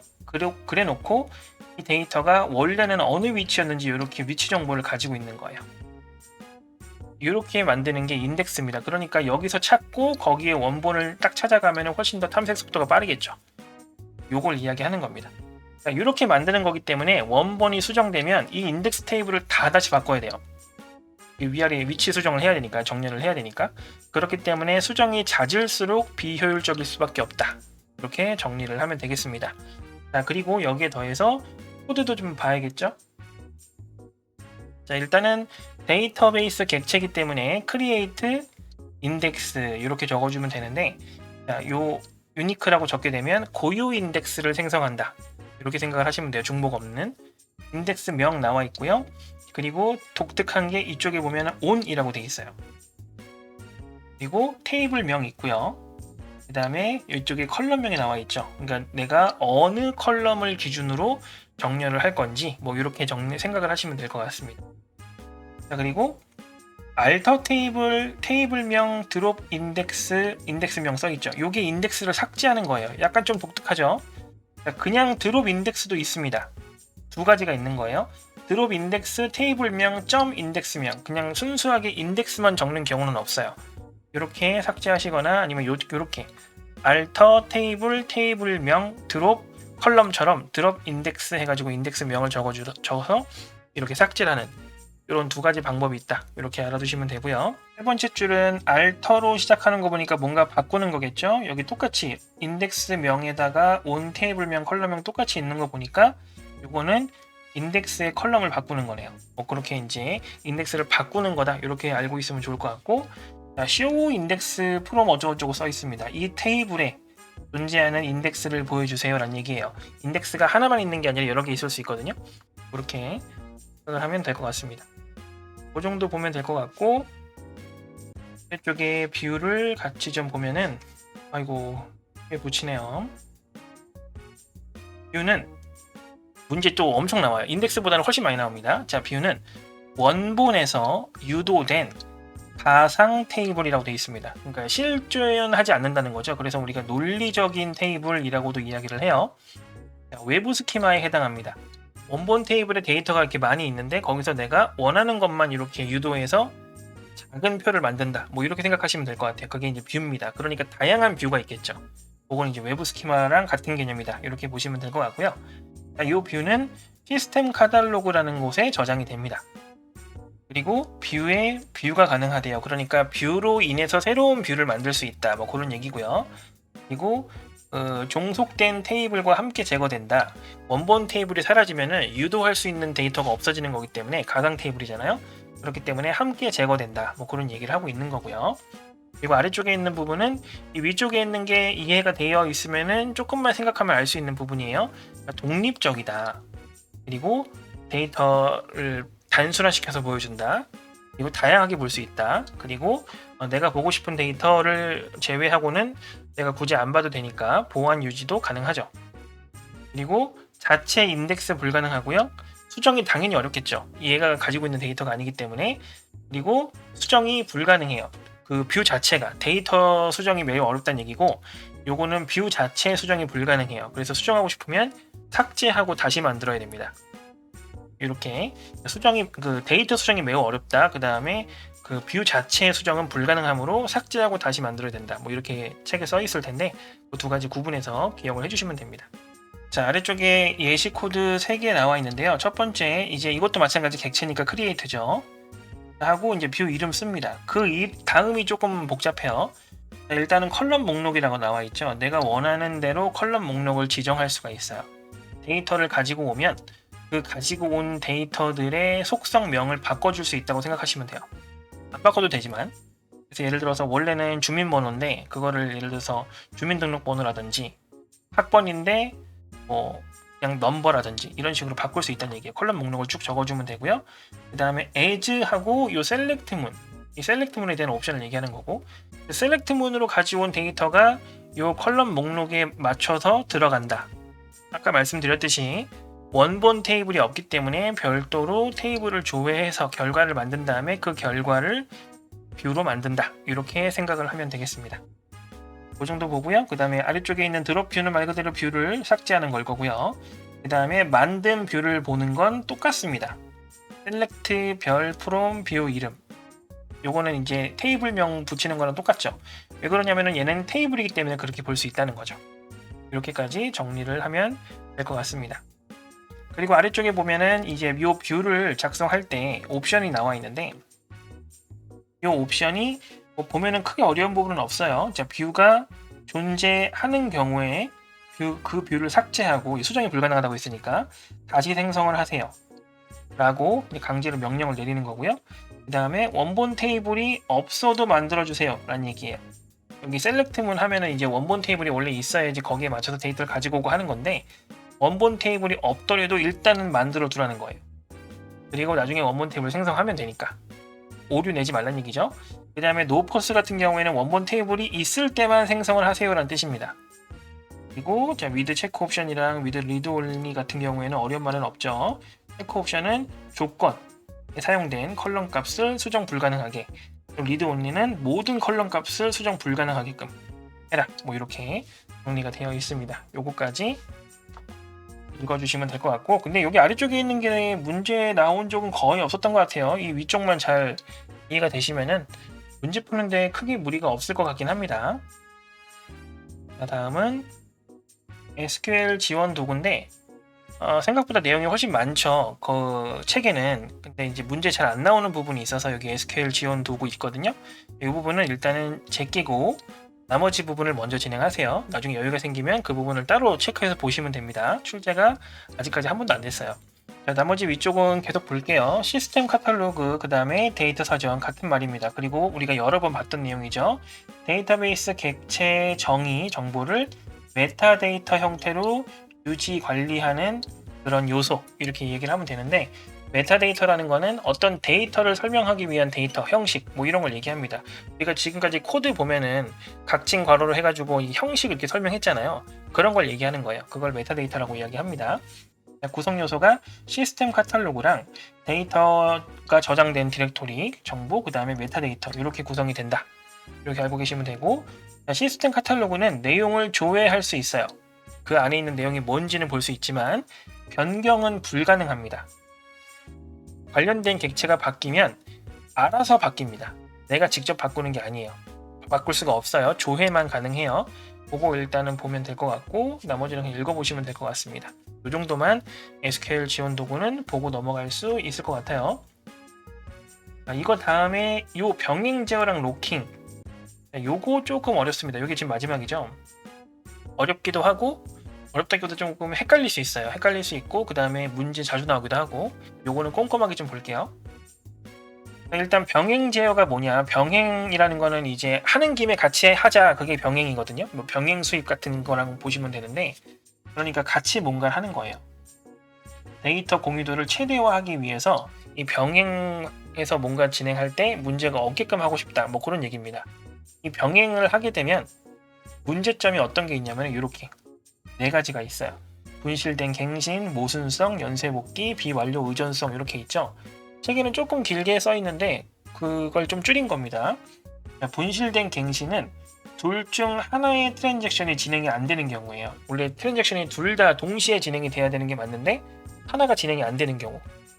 그리고 모순성은 2개가 동시에 적용되면서 기대하는 결과가 불일치하는 거예요. 뭐 예를 들어서 A라는 트랜잭션은 어떤 값에다가 마이너스 2를 하는 거고, B라는 트랜잭션은 어떤 값에다가 마이너스 3을 하는 거예요. 원본 데이터가 10인데 이 두 개가 다 적용이 돼 버리면은 어떻게 되겠어요? 마이너스 5를 하게 되니까 결과가 5가 나오겠죠. 이런 형태의 감을 이야기하는 겁니다. 요거는 정말 단순하게 표현을 한 거니까 그냥 이렇게 동시에 적용이 됐는데 뭔가 문제가 생겼다 이렇게 생각하시면 됩니다. 자, 그리고 연쇄복귀는 두 트랜잭션이 모두 실패해가지고 아예 둘 다 실행이 안 되는 거예요. 그리고 비완료 의존성은 뭐냐면 회복 전 데이터로 트랜잭션이 진행되는 겁니다. 예를 들면 라면을 끓일 때 냄비를 두고 그 다음에 물을 넣고 그 다음에 이제 라면을 넣고 이런 식으로 진행을 해야 되는 거잖아요. 근데 냄비를 준비하는 과정에서 냄비에 문제가 생겨서 냄비를 못 넣는 거예요. 트랜잭션이니까 진행을 하다가 조금 일부가 안 되면은 아예 진행을 포기하잖아요. 그래서 냄비 진행이 안 됐어요. 그런데 물을 집어넣게 되는 거죠. 그러면 이제 렌즈 위에다가 물만 콸콸 붓는 형태가 되는 거죠. 이게 비완료 의존성에 해당하는 부분입니다. 결국에 트랜잭션이 동시에 수행이 되다가 어떤 문제가 생길 수 있다는 거예요. 하나만 문제가 생길 수도 있고 둘 다 문제가 생길 수도 있고 둘 다 적용이 되는 과정에서 문제가 생길 수도 있고 아니면은 하나가 하다가 뭔가 실패가 돼서 문제가 생길 수도 있고 여러 가지 이런 문제들이 생길 때 그거를 분류를 해놓은 거다. 이렇게 생각하면 되겠습니다. 그래서 이런 문제점을 해결하기 위해서 뭐가 있냐면 로킹과 회복이라는 개념으로 이 문제점을 개선시킬 수 있다 라고 해서 이 아래쪽에 로킹과 회복의 기법이 나와 있는 겁니다. 여기까지가 마지막이에요. 조금만 힘내시고 저도 발음이 막 계속 꼬이네요. 보겠습니다. 일단은 로킹부터. 로킹은 데이터를 잠궈서 다른 트랜잭션의 접근을 일시적으로 막는 겁니다. 뭐 화장실 같은 거 생각하시면 돼요. 내가 화장실 변기를 이용하고 있는데 다른 사람이 같이 쓰면 안 되잖아요. 그거를 같이 쓰는 건 맞는데 동시에 쓰면 안 되죠. 그럴 때는 문을 잠깐 잠그는 것처럼 보고 보시면 됩니다. 그런데 이 데이터를 잠그는 게 데이터 전체를 잠그는 게 아니라 데이터의 일부를 잠그는 거예요. 그런데 어디까지 잠글 거냐 이 개념이 로크의 단위입니다. 데이터가 뭐 비유적으로 요만큼 있다고 했을 때 똑같이 이제 밑에도 요만큼 있다고 가정을 해보죠. 했을 때 이렇게 4개로 나눠서 각각 잠글 건지 아니면은 이렇게 9개로 나눠서 잠글 건지 요거 생각하시면 돼요. 자, 그래서 똑같은 데이터 양이라고 했을 때 이렇게 되면 얘는 개수가 얘가 조금 더 작죠. 자, 근데 크기를 생각해 보면 얘가 훨씬 커요. 사물함 크기라고 생각해봐도 괜찮죠? 얘는 작습니다. 요거 얘기하는 거예요. 그래서 요 로크의 단위가 큰 경우 요 단위가 큰 경우를 얘기하는 겁니다. 그러면 로크의 개수는 당연히 줄어들어요. 자, 그러면 병행 제어 수준, 공유도, 병행 제어 난이도, 병행 제어나 공유 똑같은 말이에요. 똑같은 병행 제어라는 개념이 줄어듭니다. 왜 그러냐? 얘는 지금 보면은 쪼개는 게 4개로 쪼개잖아요. 그러면 4개를 공유할 수 있는 거예요. 자, 근데 아래쪽에 있는 건 9개로 쪼갰죠. 그러면 9개를 공유할 수가 있는 겁니다. 그렇게 생각하면은 어떤 게 더 공유도가 높은지 딱 감이 오죠. 그리고 오버헤드가 감소해요. 자, 오버헤드라는 거는 쉽게 표현하면 어떤 거냐면 원래 이 데이터가 하나로 합쳐져 있는 거였죠. 근데 그걸 일부러 쪼갠 거잖아요. 근데 사용을 하려면 필요에 따라서 그걸 다시 붙여야 되는 경우가 있죠. 그러니까 많이 조각나 있을수록 이것처럼 많이 조각나 있을수록 이 불필요하게 합치는 작업이 많아집니다. 그걸 오버헤드라고 생각하시면 돼요. 오버헤드가 정확한 의미로는 불필요한 작업 뭐 이렇게 생각하시면 되는데 어쨌든 이렇게 조립하는 과정이라고 생각을 하시면 돼요. 그래서 이제 그렇게 하고 반대의 경우가 작은 경우 이렇게 생각하시면 되는데 요거를 조금 쉽게 이해하는 방법은 로크의 단위가 큰 경우랑 로크의 단위가 작은 경우죠. 자, 큰 경우에는 요거에 영향받는 애들이 다 작습니다. 그리고 로크의 단위가 작은 경우는 반대로 영향받는 애들의 화살표 요 단위가 커져요. 이렇게만 생각하시면 됩니다. 좀 조금 더 저기 할 수 있죠? 이렇게 이해하시면 좋을 것 같고요. 어쨌든 이 로크가 이 단위가 이런 개념이고요. 로킹의 기법이 3가지가 있대요. 그래서 이제 타임 스탬프라는 거는 이제 그 도장 찍듯이 트랜잭션이 하나 만들어지면은 그 트랜잭션이 만들어진 날짜 아니면 수행해야 된 날짜, 시간 이런 것들을 거기에 딱 꽝 찍어서 기록을 해두는 거예요. 그 다음에 그 순서대로 처리를 하는 거죠. 그렇게 되면은 동시에 몰리는 게 아니라 순서가 생기기 때문에 이제 충돌을 좀 피할 수 있지 않나, 그런 얘기를 하는 거고요. 다음 낙관적 병행 제어는, 낙관적이라는 게 낙천적 뭐 그런 의미죠. 뭐 잘 되겠지 이런 뜻이잖아요. 트랜잭션 완료 후에 일괄적으로 검사합니다. 잘 됐겠지라고 생각하는 거죠. 그래서 동시 사용 빈도가 낮은 시스템에서는 이게 조금 효율적일 수 있다, 그런 얘기고요. 그다음 아래쪽에 다중 버전 병행 제어, 여기 말이 조금 어려운데 데이터 항목에 대해 여러 버전을 유지하고 관리하는 거예요. 그러니까 이제 우리가 버전이라는 개념을 우리가 앞에서 배웠잖아요. 그러니까 그런 버전을 여러 개를 두는 겁니다. 그리고 거기에 적당한 버전을 선택해서 할 수 있게. 이 내용이 책에는 타임 스탬프를 뭐 비교해서 직렬 가능성이 보장되는 버전을 선택한다 뭐 이렇게 써 있는데, 그러니까 순서대로 이제 문제 없이 수행할 수 있는 버전을 찾는다 뭐 그런 뜻이에요. 그렇기 때문에 이제 여러 버전을 유지하면서 관리하면서 이렇게 트랜잭션을 병행 제어한다 뭐 그런 의미라고 보면 되겠습니다. 이런 것들이 있다 정도. 여기서 문제가 나오는 거는 이쪽이 압도적으로 많다, 이렇게 기억을 하고 계시면 될 것 같아요. 그 다음이 마지막으로 회복입니다. 회복은 우리가 알고 있는 그 회복이에요. 그 컨트롤 Z 개념이라고 생각하면 조금 편하겠죠? 회복은 데이터 무결성이 훼손된 시점 이전으로 복원한다. 뭐 데이터가 뭐 중복이 됐거나 아니면 데이터가 서로 일치하지 않거나 그러면 이거 왜 그래? 컨트롤 Z 하는 그 개념이라고 보면 됩니다. 장애 유형은 트랜잭션, 시스템, 미디어 어디서든 장애가 이제 발생할 수 있다, 그런 얘기죠. 트랜잭션은 논리적으로 오류가 발생을 했다든지, 시스템은 하드웨어가 잘못 작동을 하고, 그다음에 미디어라는 거는 이제 저장 미디어, 뭐 디스크라든지 SSD 같은 게 문제가 생긴다든지 그런 식의 문제가 생길 수 있다 라는 거고, 이제 관련 연산 언두, 리두, 요거는 우리가 트랜잭션 공부할 때 계속 봤던 거죠. 언두는 되돌리는 거고 리두는 되돌린 걸 다시 되돌리는, 그걸 리두라고 하죠. 회복이 총 4가지가 있는데, 일단은 로그를 이용한 회복이 있습니다. 로그라는 거는 그 기록이죠. 즉시갱신과 지연갱신이 있어요. 즉시갱신은 트랜잭션 결과를 바로 반영을 하는 겁니다. 우리가 예를 들어서 어떤 값을 입력하고 엔터를 치면 일단은 반영이 되는 거예요. 대신에 이제 문제 시에 기록이 있으니까, 로그가 있으니까 바로 언두로 넘어간다는 거죠. 그리고 지연갱신은 뭐냐면, 일단 우선 로그에 기록을 합니다. 히스토리가 생기는 거예요. 그리고 완료되면 한 번에 반영을 하는 거예요. 우리가 컨트롤 Z 대신 누르면은 계속 이렇게 뒤로 넘어가잖아요. 그게 기록이 되어 있어서 이게 가능한 겁니다. 그것들을 한 번에 반영하는, 어떻게 보면 리드에 해당하는 부분이다 뭐 그런 얘기죠. 뭐 얘기하는 거고, 그 다음에 검사 시점에 의한 반복이 있습니다. 반영 시에, 데이터 반영 시에 체크 포인트를 생성하고, 문제가 생겼을 때 어떤 특정 시점에선 리드, 언두를 사용한다 뭐 그런 얘기를 하고 있는 겁니다. 그래서 시점, 어떤 이렇게 반영 시점, 체크 포인트가 반영된 시점 이전으로 넘어갔을 경우에는 체크 포인트까지는 문제가 없으니까 리두를 하는 거고요. 그 다음에 체크 포인트 이후에 진행됐던 내용들은 언두를 통해서 이 시점으로 돌아오는 이런 형태의 느낌으로 접근을 한다, 이렇게 생각하시면 되죠. 그 다음에 그림자 페이징 같은 경우에는 로그가 아니라 일정 크기의 복사본, 그림자 페이지라고 해요. 복사된다 그래서 복사본을 이용해서 회복하는 거예요. 이건 백업하고 약간 비슷하죠? 이런 식으로 이제 우리가 회복이라는 기법을 사용할 수가 있다. 이렇게 정리를 하면 되겠습니다. 자, 오늘은 조금 길었죠. 요거까지 해서 우리 SQL 좀 정리했는데, 이것 말고도 여러분들 계속 제가 말씀드리죠. 실습을 굉장히 많이 하셔야 돼요. 이거는 이제 필기에서도 나오고, 그 다음에 너무 어렵다고 포기도 못하는 게 실기에서도 나옵니다.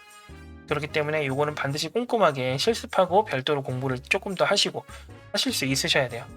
자, 일단 오늘 이 정도까지 하겠습니다. 고생하셨습니다.